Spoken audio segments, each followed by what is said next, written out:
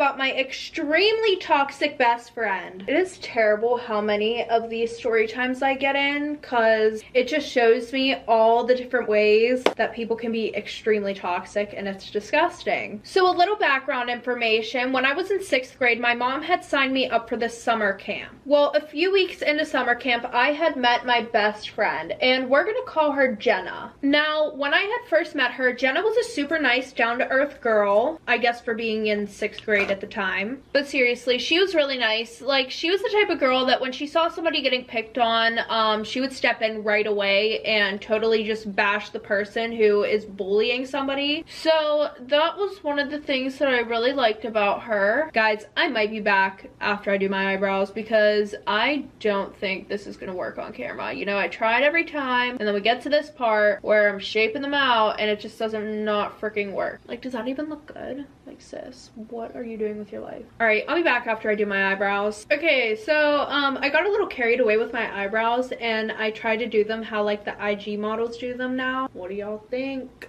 Anyways, overall, she was just really a nice, genuine person. Well, fast forward, we're in 8th grade, and we got to become like mini camp counselors. So pretty much meaning we would just follow the big kids around and kind of, you know, boss the little kids around whenever they weren't listening to the big kids. Well, there was also another mini camp counselor that I liked. We're gonna call him Brian. Now, we were all only in 7th grade, but I had a little crush on him. So what do? I told Jenna that I have a crush on him, because, you know, she's my best friend. And Jenna says that she has a crush on him too. Like, sis, I'm sure. And at this camp, we had like a bus that would take us home, right? Well, we all had assigned seats on the bus. And we're all about to leave. It's like the last day of camp, I'm pretty sure. And Jenna decides to say that I smell weird. Yeah. So she calls one of the other camp counselors up to the back of the bus, because we were sitting in the back, and she goes, hey, like, she really smells. Can I switch my seat? Like, really, dude? Like, so the camp counselor's like, well, I don't smell anything, but if you want to move, you can. And they were like, just go pick a seat. Where did she go pick a seat? Next to the mini camp counselor that I had a crush on. Like, what a jerk. Like, first, you pretty much say out loud in front of everybody that I smell on the bus, and then you go sit next to the guy that I told you I had a crush on. But that did not stop me from being best friends with her. So that's whenever I kind of realized that she was a hoe. The good thing is that her and we didn't go to the same school, so any guy that I liked at my school, I could pretty much just tell her about it and she would never know who it was. We lived 20 minutes away from each other, but she went to a private school, I went to a public school, so it pretty much worked out in my favor. Well, fast forward, I am a sophomore in high school and I get a boyfriend. Now, I tell her all about him because, like I said, they really never had a chance of meeting. I mean, they did, but like, it's not like he had a sign on his forehead saying that he was my boyfriend. So, you know, she's like, OMG, like, I really want to meet him, blah, blah, blah, blah, blah. Well, it was football season during the time, so I told her that we could go to one of his football games. Quick thing, before this, I had never had a boyfriend, so I knew that she was a hoe, but I also didn't think that she would go after my boyfriend if I had one. So like I said yeah, and before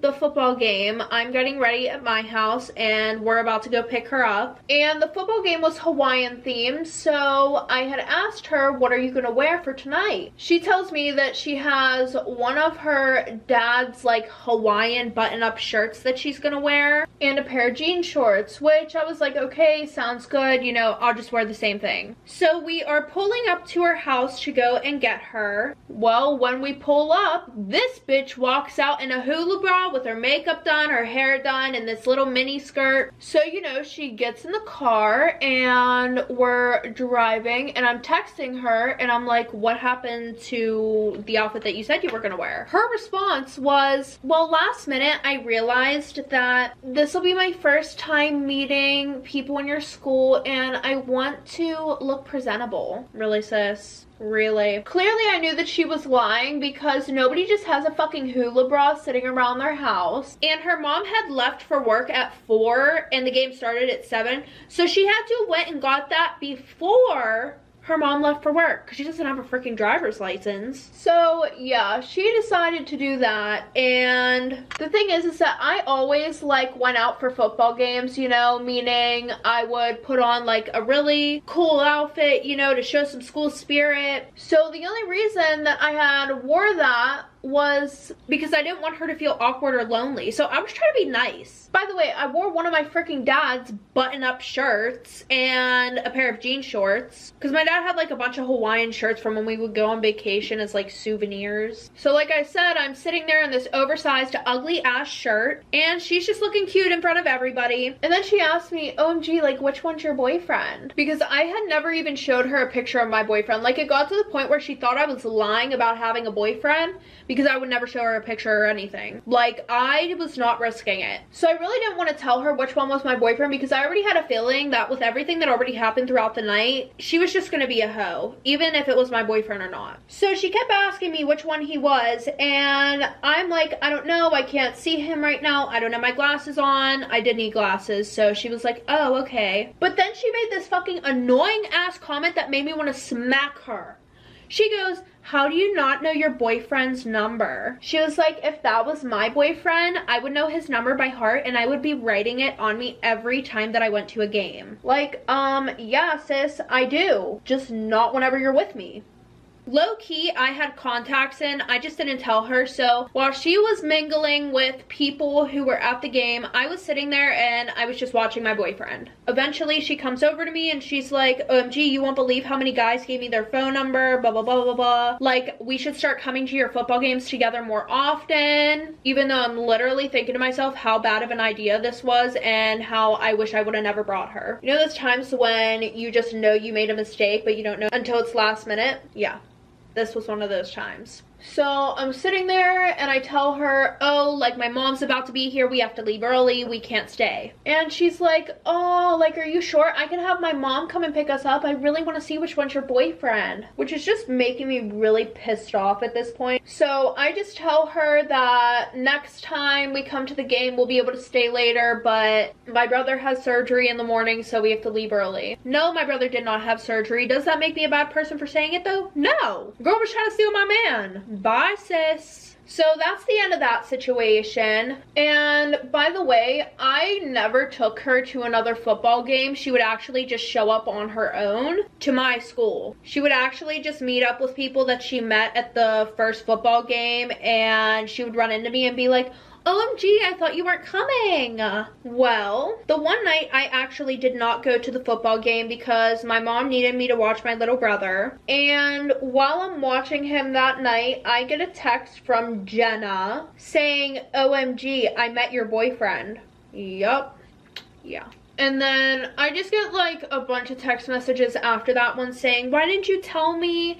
Like, he's so cute. I'm so happy for you. I talked to him for about like 20 minutes after the game. She was like, sorry, LOL. I just thought you were lying the whole time about having a boyfriend. But yeah, so apparently when she went to the game, she had started talking to a few guys that were actually his friends. And they had said that they had saw her with me at the first football game. And she was like, oh yeah, that's my best friend. And they were like, oh yeah, like she's dating my best friend too. And then after they pretty much tell her who my boyfriend is and stuff like that, and they point him out to her. So yeah, she ended up finding out who my boyfriend was. I was super pissed off about it, but what could I do? Nothing. So I get a bunch of FaceTime calls and stuff the next morning. I'm not really feeling like talking to her because of the fact that I know the conversation's gonna be all about my boyfriend. So I think like the day after, I hang out with my boyfriend and I'm like asking him like, oh, what did she say? Blah, blah, blah, blah, blah. He was like, to be honest, she's really weird and she was hitting on all of my friends. And I'm sitting there and I'm like, thank God she made an ass out of herself. Now he won't want to get with her, right? Wrong. Keep up with it, people. So a few months goes by, football season ended, so she really didn't have a reason to go to my school anymore or talk to the people who went to my school. And she would always ask to hang out with me and my boyfriend, but I always told her no and that he thought she was a weird ass bitch. Well, summertime rolls around. and one of my boyfriend's friends is throwing a 4th of July party. So he asked me if I want to come. Of course I say yes, and then he also says if you want to bring your best friend, you can. I'm so dumb. Still have to do my nose contour. So I give her the benefit of the doubt and I tell her about this party, but I tell her that her and I have to leave early because the kid's parents doesn't know that he's throwing a party, and I really didn't want to get caught for underage drinking because his neighbors were supposed to be keeping an eye on the house. So she says okay. And by the way, a little incident that had happened, you know how I told you that like whenever we would go out places and like, you know, I would ask what she's wearing? Well, I decided to see if like, you know, it was all in my head or she was actually just being a dick every time that she told me that she was gonna wear something. So the one time we had went out, and we didn't go with my boyfriend or anything like that, you know, so I wasn't really worried about impressing anybody, but I had asked her what she was wearing and she said that she was wearing a dress and heels. So I decided not to wear a dress and heels. I decided to go in a t-shirt and some running shorts. And we went to this place and everybody turned out to be dressed up nice. So I really didn't give a fuck about what she wore anymore. I would still ask her, but I would just wear what I wanted to wear. Well, the night of the party, I decided that I wasn't even gonna ask her. I'm just gonna do my own thing, and then my boyfriend will come and pick us up. And I would usually ask her what she's wearing like maybe an hour or 30 minutes before something started or before we were about to go somewhere. Well, once she realized that I hadn't asked her, she FaceTimed me and she's like, oh, what are you wearing? So I just told her that I was gonna wear shorts and a t-shirt, like it's nothing serious. If anything, we're gonna be getting muddy and stuff like that because my boyfriend's friend, he like had a whole field in the back of his yard and they would ride their dirt bikes and stuff like that. And he also had this above ground pool that everybody went in usually. So I just told her, bring a bathing suit because he has a pool there. And she was like, oh, so you think I probably shouldn't do my makeup? I was like, I mean, you can, but it's like 95 degrees outside. But do what you want, sis. Do what you want. So she's like, okay, thanks. Like, you know, just let me know whenever you guys are on your way. My boyfriend at the time had his license, so he was the one who was going to be coming and picking us up. So I'm all ready. I'm in my shorts, t-shirts, some tennis shoes, and I call my boyfriend and ask him where he is. And he was like, oh, well, like, I was just thinking I was going to pick up your friend first because she lives closer to me. Like, really? So what does he do? He goes and he picks up my best friend first. Fucking Jenna. I just like hate Jenna, but I didn't want to seem like a jealous, insecure girlfriend. So what did I do? I just told him to go and pick Jenna up first. Well, they pull up to my house, and when I walk outside to the car, I realized that Jenna decided to take the front seat next to my boyfriend. So like I said, I about had it with this bitch. So I walked up to the door, ripped open the door, and I was like, sit in the back. And she's just like looking at me like, oh, like what's wrong? Like, I'm sorry. So, you know, this girl's pretending that she's gonna get in the back seat whenever she says, wait, do I really have to? You know I hate the back seat. This was the first time that I had heard that she hated riding in the back seat. Also, she's wearing this tiny ass dress. She has a full face of makeup on. Her hair is all curled.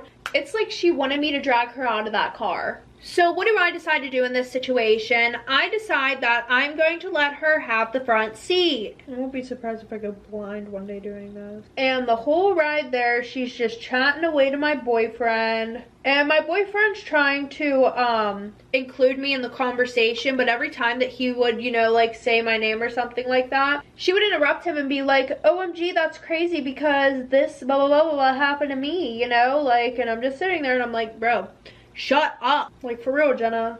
Fucking annoying. So we get there at around 8, and the plan was for my friend and I to leave at around 1 in the morning because my boyfriend was just going to spend the night and help his friend clean up in the morning. So, you know, during the party, I'm playing Pong with my boyfriend and his friends, and Jenna's just following my boyfriend and I around everywhere. And then when I told her to go talk to people, she was like, you know I'm shy. Whew, had to do my eyeliner off camera. Yeah, so she goes, you know I'm shy. No, you're not. You literally went to every single football game. You didn't need me, and you were talking to my boyfriend all in the car. So the party's dying down. It comes time to leave, and I tell Jenna, I'm like, hey Jenna, like my mom's waiting outside, like let's go. Well, Jenna decides that she doesn't want to leave the party. And my mom had already drove all the way out there, so she was going to be pissed if I told her that I was staying longer or that she had to go back home because she came out here for no reason. So I'm telling her, I'm like, Jenna, we can't stay longer. Like, we gotta go, sis. Mind you, do you remember what I said earlier? My boyfriend was supposed to spend the night there. Well, that got brought up in the car because Jenna had said, are you dropping us off at our houses too after? And he goes, no, I'm spending the night there. So yeah, no, she already knew that he was going to be spending the night. And she goes, you can't make me leave. Like, I'm staying. And I was like, but I thought you were shy. Why would you want to be around all these people that you don't know? She was like, well, I'm not shy anymore. I got used to everybody. Whatever, sis. So I say fuck it. I leave her there and I go home. So at around 3 in the morning, I'm sitting on the couch watching TV. I couldn't go to sleep yet because I was just so annoyed about the whole situation. And I get a FaceTime call from one of my other girlfriends, and she says that Jenna's freaking out. She took a hit off of the blunt. Like, will you please call her and calm her down? So I call her and I'm like, hey, you know, like you're fine.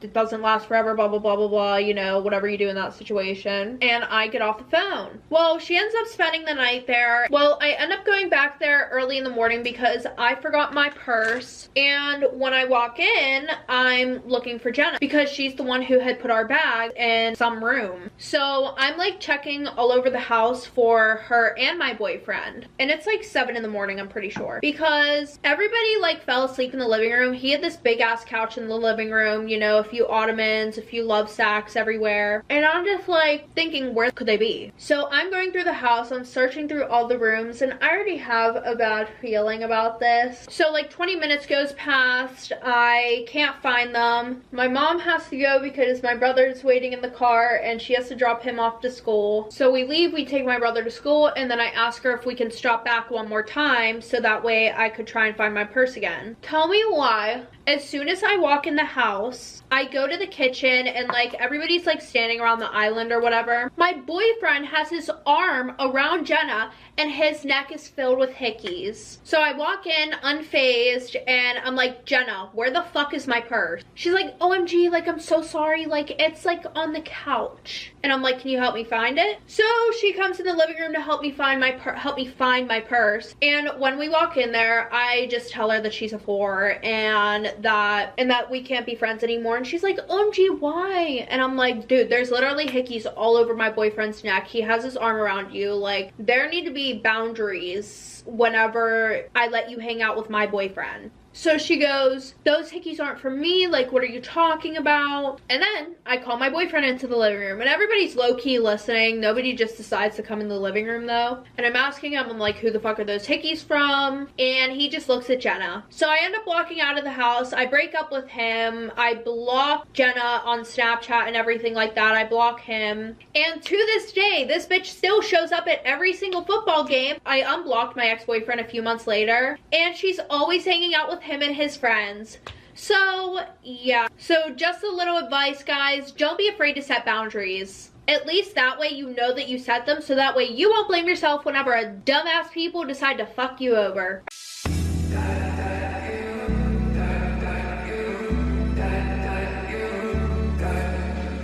You've got the most beautiful diamond. You've got the most beautiful diamond eyes I've ever seen in my whole life. The skyline is jealous, I'm looking at you, how you shine.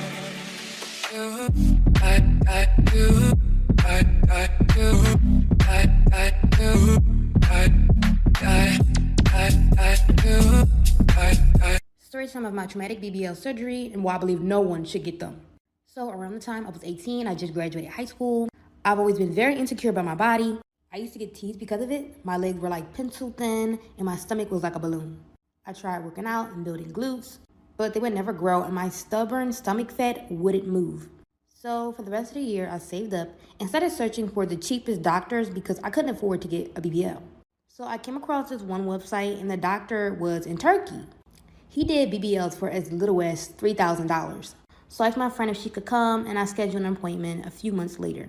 Went through a consultation and all that. As the time get closer, I started to do my research, and there's not many reviews, which should have been a red flag. When the time comes, we fly out, go to the office. The building said university, and it almost looked like a school. I asked the receptionist about it, and she said it was for doctors in training, which was an even bigger red flag, which I'll get into in part 2. Part 2 of my traumatic BBL surgery and why I believe no one should get them. I arrived, got prepped for surgery. They started marking me up so I know where the fat was being transferred. While they're doing this, there's students coming in watching, which, by the way, they never informed me of. And at the time, I thought, well, that's what's supposed to happen, and I never said anything. A couple minutes later, I go through with the surgery. After coming out is when I started regretting it. In the beginning, my body was exactly what I wanted it to be with the faja. But without it, my stomach looked wrinkly and my butt had dimples. I was scared, so I called to see what was wrong. They said after surgery, I was supposed to hire a person to do lymphatic massages on me. They never talked to me about it, but they said they put it inside of my discharge papers. I couldn't find one, so they recommended me to a person that did them for cheap. Reason being because she was a student and they never told me that. The massage was painful, which I expected. I got 5 massages before I left. When I got to the airport with my friend, as soon as I walked on the plane, I passed out, and I'll get part 3 of my traumatic BBL surgery and why I believe no one else should get them.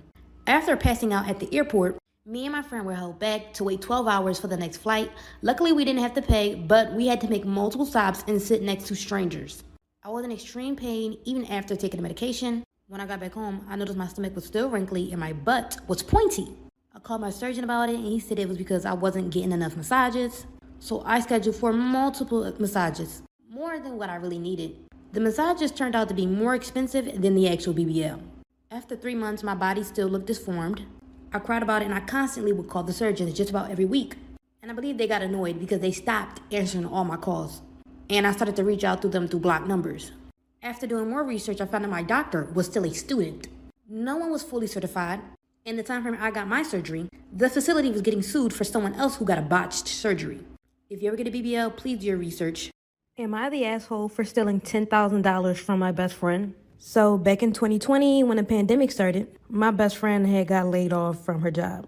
Me, I kind of already worked from home, so as far as working, I never got laid off. Since she was out of work, she was trying to find new ways of making income, and one of them was starting a business. She wanted to start a nail business, which, by the way, this girl could not do nails. And this is no way to bash my friend. She just didn't have the patience to even do her own nails.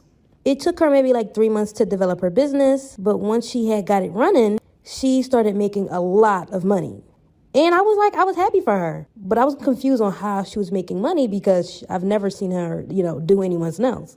She said in order for me to understand her business, she's not going to give the ins and outs unless I were to join her. And I was like, cool, I guess we both can make money, which I'll explain in part 2. Part 2 of me stealing $10,000 from my best friend. So I joined her business. Mind you, I didn't know exactly what it was about. I just knew it had something to do with nails, and she made little small posts of nails.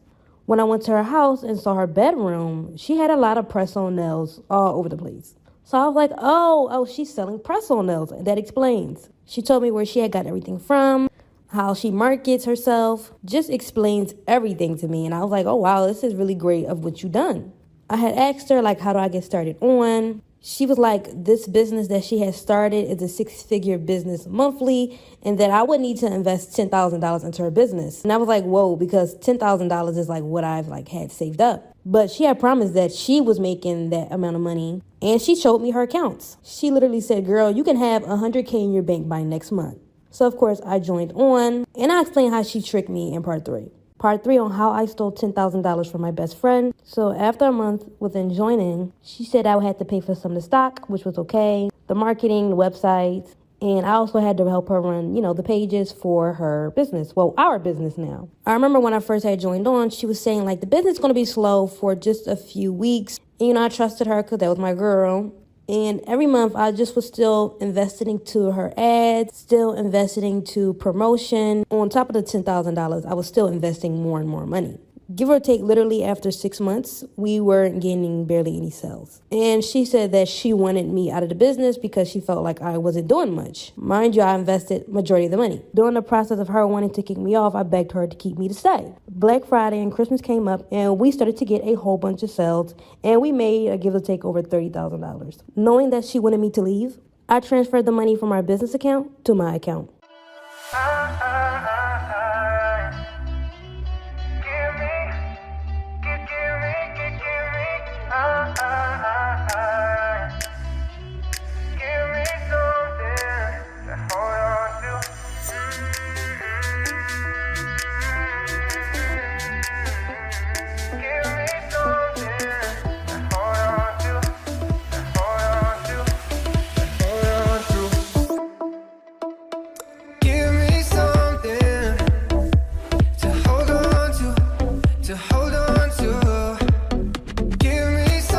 Storytime on how my homophobic boyfriend turned out to be actually gay. So my sophomore year of college is actually when I met my boyfriend, which, by the way, we're calling Justin. Justin had just transferred over and he was a junior. And before anyone comes at me for me being with the homophobic, well, at the time I didn't know he was, and I didn't exactly know what homophobic was. But anyway, back to our relationship, I met him at a Greek party. We talked, swapped numbers, and then the rest was history. Well, history for the next couple months. I would notice little small things in our relationship, like he never liked any of the guy friends I had, specifically the gay friends I had. He always had something to say about them regarding their sexuality. Not even that. There were times about how he would just randomly talk about how gay people are disgusting. And there was one time at this party where he got into a fight with one of my friends, who was, by the way, gay. And this is when I found out he was gay. I'm coming back for part 2. Part 2 on how I found out my homophobic boyfriend was gay. So, like I said, we were at a party and he got into it with one of my friends. Now, the whole situation started is when my friend wanted to go get me a drink. And by the way, we all came to the party together.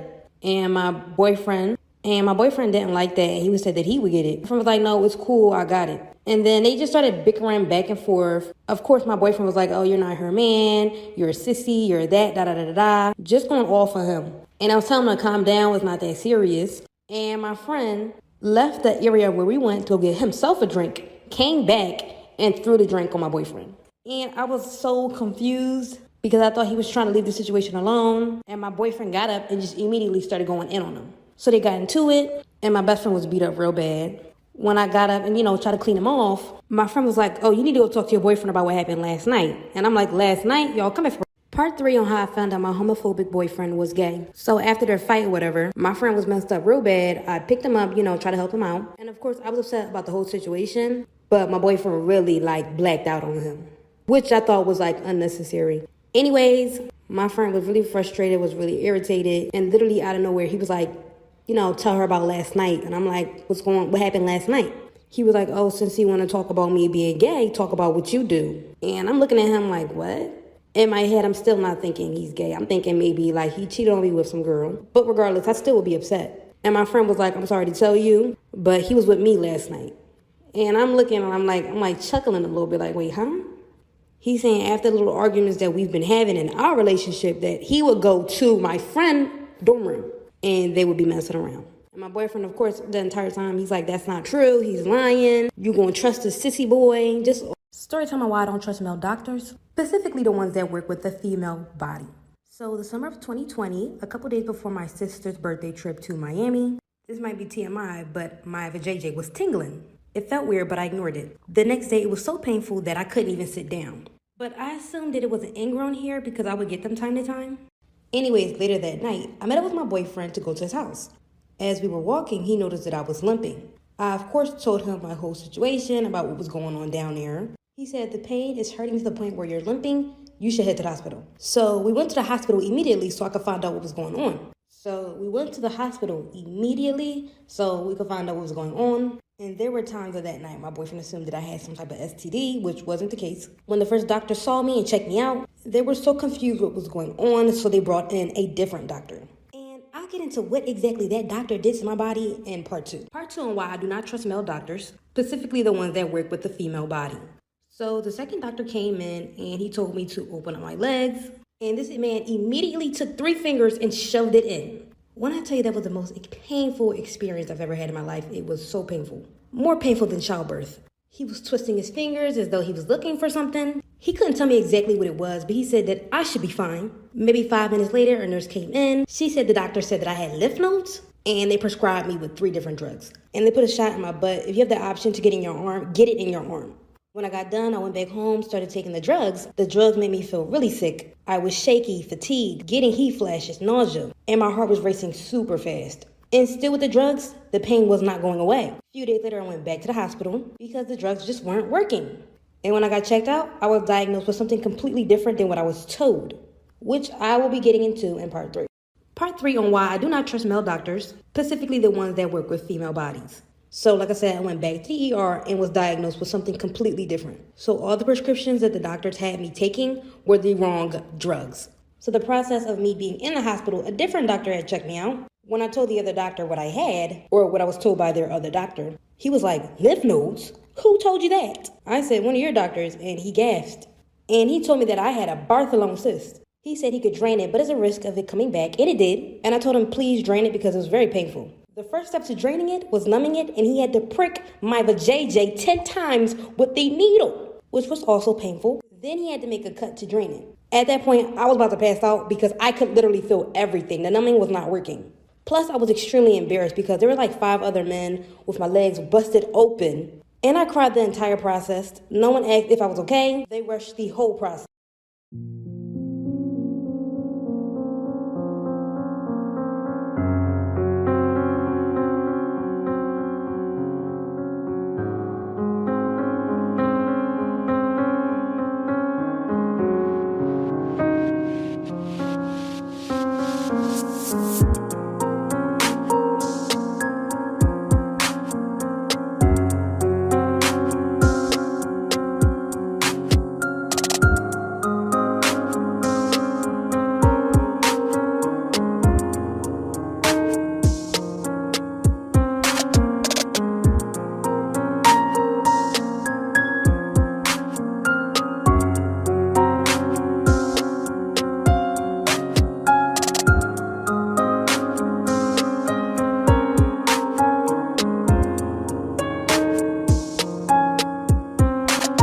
Hey guys, I'm finally back with another story time. I've been on hiatus because I recently moved. Now that I'm settled, I'm posting story times every Monday, Wednesday, and Friday at 5 p.m. And if you're interested in sending an anonymous story time, definitely go check out my Instagram and DM me. Now let's get into the long-awaited story. This story time is how my psycho ex-best friend almost put my boyfriend in jail. We were friends for 6 years and things took a turn the last 2 years. Whenever she had problems, I listened to her, give her advice. But whenever I vented to her, I was ignored and the conversation was dry if we weren't speaking about her.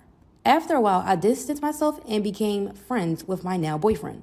I started hanging out with him more and she started to get really jealous. She tried to get me to break up with him, saying he was ugly and broke. When I finally got to my breaking point of cutting her off, I went to her personally and tried to cut off our friendship.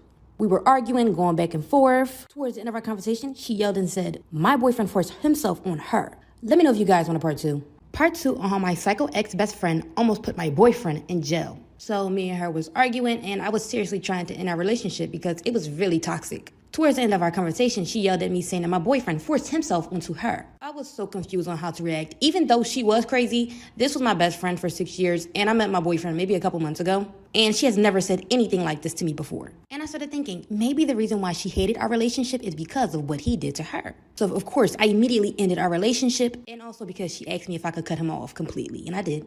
A few days later, I asked her if she ever wanted to fill out a police report or tell her parents. She said she was embarrassed and wasn't ready to come out. 2 weeks later, my ex-boyfriend, pulled up at my house asking me why did I end the relationship. He came to me crying and I told him what she told me. He claimed that he barely has even spoken to the girl. The entire situation was really nasty. And at this point, I really didn't know who to believe. So I confronted her about it, which I'll get into in part 3. Part 3 on how my psycho ex-best friend almost put my boyfriend in jail. So I went ahead and went to my best friend's house and told her what he told me. She said that he was lying and he was just trying to separate us. She even told me to call the cops if he ever popped up at my house like that ever again.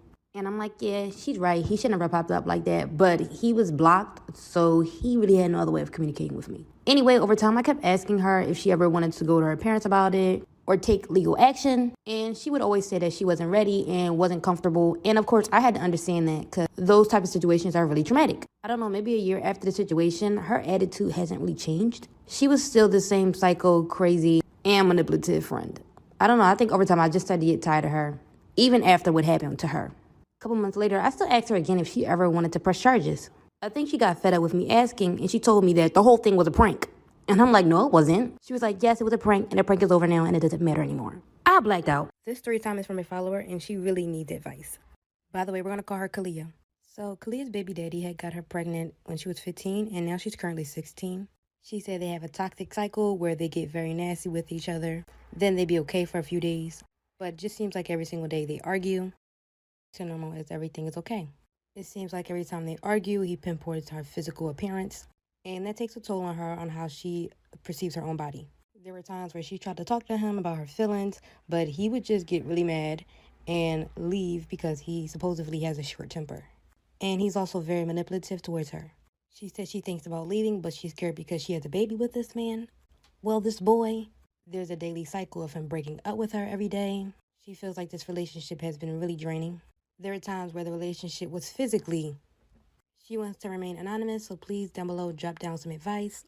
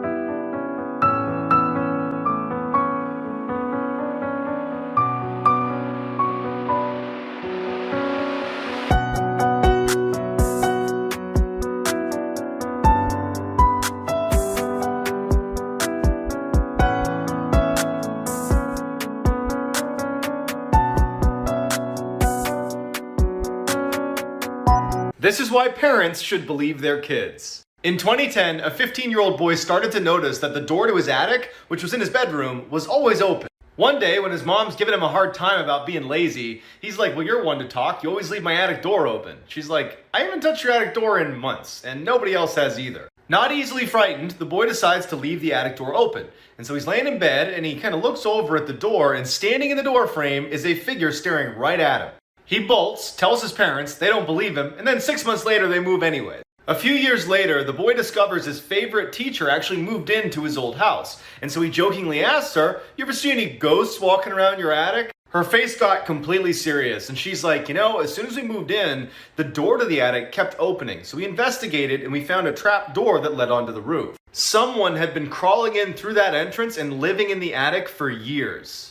Can you solve this mystery? This is a story about a young girl whose brother confessed to killing their parents, but things are not as they seem. All the clues to what really happened are hidden in what I'm about to say. So one day, this young girl decided to tell her friend about the terrible tragedy. Her friend asked about what happened to her brother after the confession. She said he got arrested, went to trial, and eventually was found guilty and sentenced to death by lethal injection. During the execution, her brother never said a word. He gave no explanation and just stared at her blankly as they gave him the injection. The young girl admitted after that she couldn't eat or sleep. She had so many questions, but no one left to give her answers. She tried to block out the terrible memories and suffered from depression and even amnesia. The friend suggested she go to a psychic to find some answers, so she did. She asked, what drove my brother to lose his mind? And the psychic said, your brother was always perfectly sane. The girl asked, so then why did my brother kill our parents? And the psychic said, your brother was only responsible for the death of one person. Suddenly, the girl understood everything. She broke down crying. What really happened to this family? Can you solve this mystery? This is why you should never eat chicken for dinner. One night, a young couple got invited to a party, so they called their neighbor to babysit their newborn son. But they could have never expected the horrifying things this would lead to. Their neighbor was an old woman, and the couple needed her to put their baby to bed and put a chicken in the oven so it would be cooked for tomorrow's dinner. The old woman agreed and the couple left for the night. But soon the mother felt like she needed to call and check in. The old woman answered the phone and the mother asked if she put the baby to bed yet. "Oh, I'm sorry, I forgot all about it. I'll do it now," the old woman said. "And have you put the chicken in the oven?" the mother asked. "I'm sorry, I forgot about that too. I'll do it now," said the old woman. The mother just rolled her eyes and hung up. She thought she couldn't complain because her neighbor was helping her out anyways. It wasn't until the couple got home that they realized what a horrifying mistake they made. They thanked the old woman for helping out, and the mother went upstairs to check on her baby. When she walked into her son's bedroom, she was shocked to see an uncooked chicken in the crib. But what happened next was even more terrifying. Downstairs, she heard her husband say, "You won't believe this, honey. That forgetful neighbor burned our chicken dinner."